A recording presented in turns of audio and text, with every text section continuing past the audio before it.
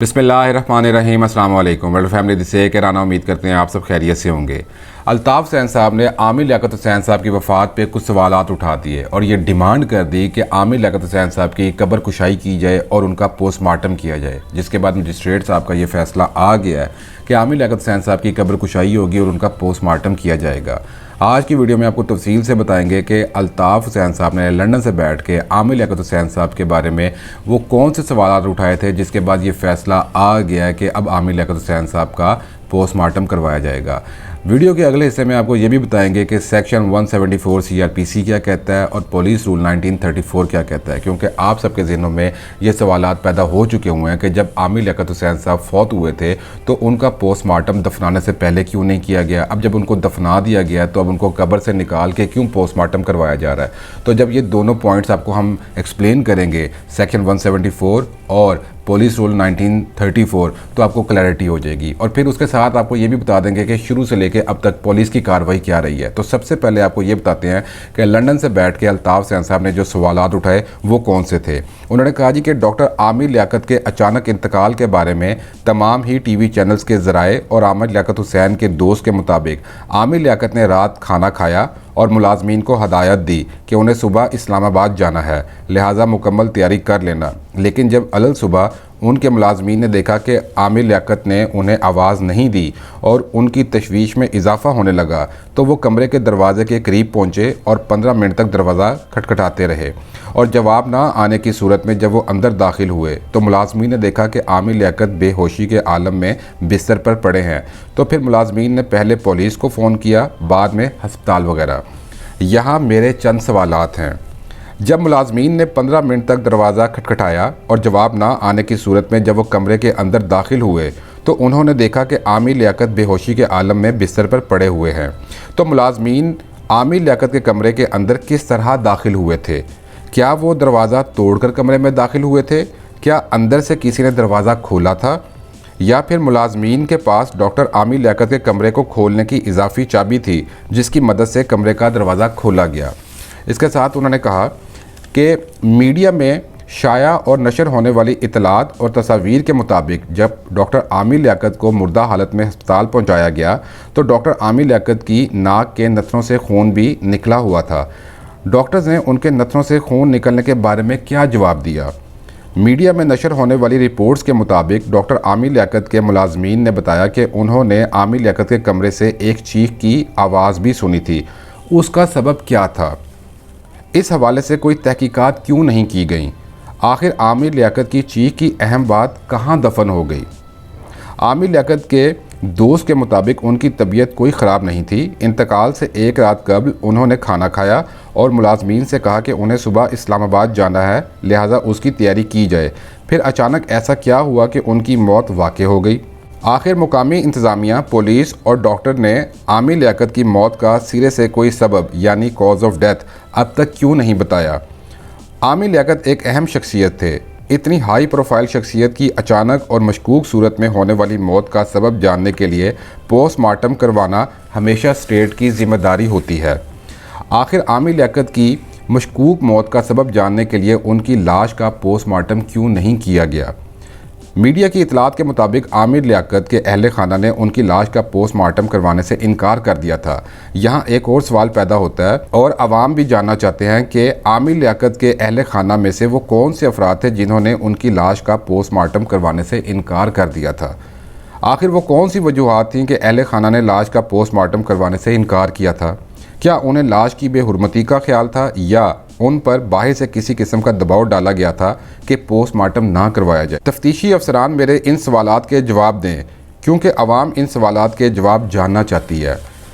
और आखिर में उन्होंने कहा कि मेरा ये मुतालबा है कि आमिर लियाकत की अचानक और मशकूक मौत का सबब जानने के लिए उनकी कब्र कुशाई की जाए और कब्र कुशाई करने के बाद पोस्टमार्टम करने वाले माहिर डॉक्टरों और फोरेंसिक माहिरीन की मुश्तरका टीम के ज़रिए उनकी लाश का पोस्टमार्टम करवाया जाए और आवाम को डॉक्टर आमिर लियाकत की मौत के असल सबब से आगाह किया जाए।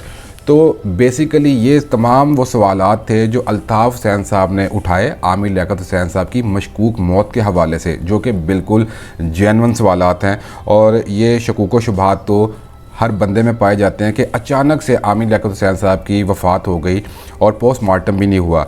और आप सब जानते हैं कि जब आमिर लियाकत हुसैन साहब की वफ़ात हुई थी तो ये बात सामने आई थी मीडिया के ज़रिए कि जी उनका पोस्टमार्टम करवाया जाएगा या नहीं करवाया जाएगा, और फिर उनकी फैमिली सामने आई और उन्होंने ये दरख्वास्त दायर की कि जी पोस्टमार्टम ना करवाया जाए, और उसके बाद पोस्टमार्टम नहीं करवाया। अच्छा, अब आपको ये बताते हैं जो हमने शुरू में आपको बताया कि पुलिस रूल 1934 क्या कहता है और सेक्शन 174 CRPC क्या कहता है। पहले आपको ये बता देते हैं कि पोस्टमार्टम क्यों नहीं करवाया गया था उस टाइम पे, यानी कि दफनाने से पहले आमिर लियाकत साहब को पोस्टमार्टम क्यों नहीं करवाया था। देखिए, सेक्शन 174 CRPC ये कहता है कि जब भी कोई डेथ होती है किसी भी बंदे की और उसके अंदर आपको कुछ भी किसी भी किस्म का कोई शक पाया जाता है, कोई अबहाम पाया जाता है, अननेचुरल डेथ होती है, किसी भी हवाले से आपको कोई गड़बड़ लगती है, तो पुलिस की ये जिम्मेदारी है कि उन्होंने पोस्टमार्टम की तरफ जाना है। बट अदालत सेक्शन 174 CRPC के तहत वारसान को, वुरसा को ये राइट देती है कि अगर वो चाहें वो दरख्वास्त दायर कर दें कि जी हम इस हक़ में नहीं हैं कि हमारे प्यारे का पोस्टमार्टम किया जाए, तो अदालत ये फ़ैसला दे सकती है कि ठीक है जी, चूँकि उनके घर वाले नहीं चाहते हैं तो पोस्टमार्टम नहीं होगा। तो ये है सेक्शन 174 CRPC का। और यही हुआ आमिर लियाकत हुसैन साहब के केस में कि जब पुलिस ने ये अपनी रिकमेंडेशंस दी थी कि जी फाइंडिंग्स दी थी अदालत के हुजूर कि जी हम चाहते हैं कि पोस्टमार्टम हो, तो आमिर लियाकत हुसैन साहब के जो फैमिली मेम्बर्स हैं उन्होंने दरख्वास्त दायर की थी, एफिडेविट प्रेजेंट कर दिया था कि हम इस हक़ में नहीं हैं। तो उन्होंने अपना ये वाला हक़ इस्तेमाल किया था और मजिस्ट्रेट साहब ने, उस टाइम के जो मजिस्ट्रेट साहब थे जिन्होंने ये केस को सुना था, उन्होंने फिर कहा था कि ठीक है जी पोस्टमार्टम ना करवाया जाए, और फिर आमिर लियाकत हुसैन साहब को दफना दिया गया। अब क्या हुआ? अब ये हुआ कि बहुत ज़्यादा सवालात उठ गए क्योंकि उनके कुछ ज़ाती मसाइल भी हैं, जायदाद के तनाज़े भी हैं, तो वो बहुत ज़्यादा रौले पड़ चुके हुए हैं। तो एक बंदे ने दरख्वास्त दायर की मजिस्ट्रेट साहब के हुजूर कि जी पोस्टमार्टम करवाना लाजमी है। अब आता है पुलिस रूल 1934। अब मजिस्ट्रेट साहब ने वो सुना उस शहरी की दरख्वास्त को और उन्होंने कहा कि ठीक है जी कि आप की दरख्वास्त को हम कंसीडर करते हैं। और मजिस्ट्रेट साहब ने शर्की साहब की अदालत में ये केस चल रहा था, उन्होंने ये हुक्म जारी कर दिया कि पोस्टमार्टम किया जाए, यानी कि कब्र कुशाई होगी, उनको बाहर निकाला जाएगा और फिर पोस्टमार्टम होगा।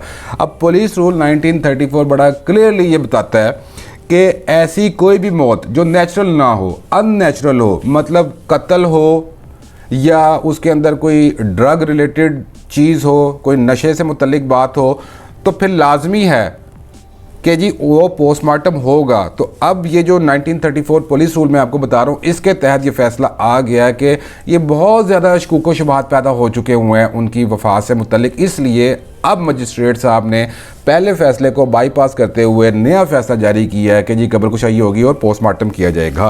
अब आपको मुख्तसर ये बता देते हैं कि पुलिस की शुरू से लेके अब तक की कार्रवाई क्या रही है। बहुत ज़्यादा साथी तो जानते हैं, लेकिन वो बहन भाई जो अप टू डेट नहीं है, जिनको नहीं पता है, वो काइंडली तवज्जो से सुन लें। तो उनको बता देते हैं कि जब आमिर लियाकत हुसैन साहब फौत हुए थे तो सबसे पहले DIG मुक़द्दस हैदर साहब सामने आए थे। उन्होंने आके ये बताया था कि मशहूर TV host doctor Aamir Liaquat Hussain साहब फौत हो गए हैं, कराची में उनका इंतकाल हुआ और उनकी उम्र 50 साल थी। पुलिस ऑफिसर ने मजीद ये बताया था कि आमिर लियाकत हुसैन साहब की तबीयत सुबह बिगड़ी थी, उसके बाद उन्हें आगा खान यूनिवर्सिटी हॉस्पिटल लेकर गए थे, जहां बाद में उन्हें मुर्दा डिक्लेयर किया गया था। उन्होंने मजीद ये बताया था कि इब्तदाई रिपोर्ट्स में कोई धांधली नहीं दिखाई दे रही, यानी कि कोई टैंपरिंग नहीं हुई, कोई छेड़खानी नहीं की गई। इसीलिए आमिर लियाकत हुसैन साहब का पोस्टमार्टम जिना पोस्ट ग्रेजुएट मेडिकल सेंटर यानी JPMC में किया जाएगा। बाद अज़ां ये बात सामने आई थी कि आमिर लियाकत हुसैन साहब के अहले खाना ने पोस्टमार्टम की इजाज़त देने से इनकार कर दिया था। ये वही वाला पॉइंट है जो भी आपको बता के हटे हैं कि सेक्शन 174 CRPC और पुलिस रूल 1934 के तहत क्यों पहले पोस्टमार्टम नहीं हुआ था और अब क्यों पोस्टमार्टम करवाया जा रहा है। इसी दौरान यानी कि ये वो वाला टाइम है जब आमिर लियाकत हुसैन साहब की वफ़ात सामने आई थी, तो कौमी असम्बली का इजलास राजा परवेज़ अशरफ जो कि स्पीकर उन्होंने बुलाया हुआ था, लेकिन ये मौत की खबर सुनने के बाद उन्होंने इसको मुलतवी कर दिया था।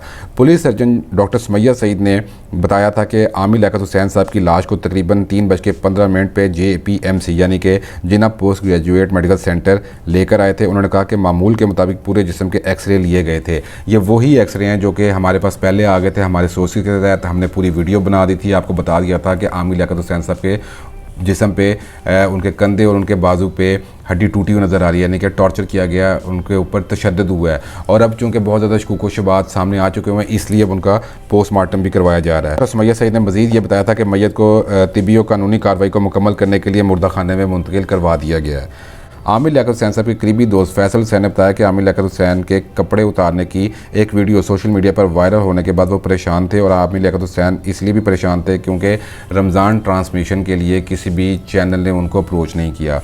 तो ये टोटल पुलिस की अब तक की कार्रवाई रही है। मजिस्ट्रेट साहब का हुक्म आ गया हुआ है, अब उनकी कब्र कुशाई होगी, उनको बाहर निकाला जाएगा और पोस्टमार्टम के लिए भेजा जाएगा। और फिर पोस्टमार्टम के बाद जो कुछ भी हमारे सामने आएगा वो हम फ़ौरन आपकी खिदमत में पेश कर देंगे। अगर आपको वीडियो पसंद आई है तो काइंडली लाइक कीजिए, कमेंट कीजिए, शेयर कीजिए। हमें अपनी दुआ में याद रखें। अल्लाह हाफिज़।